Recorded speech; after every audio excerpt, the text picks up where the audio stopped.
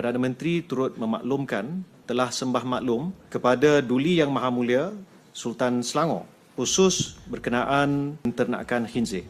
Kerajaan Persekutuan mengambil pendirian bahawa sebarang kawasan penternakan khinzir hanya boleh dilaksana di kawasan-kawasan baharu yang terletak jauh dari kawasan perumahan. Mana satu yang betul ni? Kerajaan Madani kata PMX sudah sembah maklum kepada Sultan Selangor dan boleh buka ladang babi di negeri Selangor. Tapi hari ini, Tuanku Sultan sendiri telah titah full stop.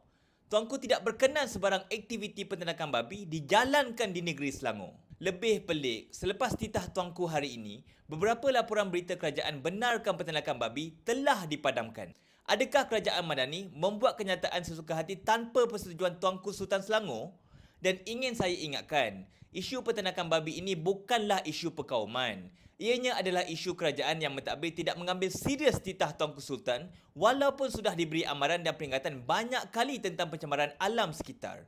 Inilah akibatnya apabila kita salah mengundi atau tidak keluar mengundi.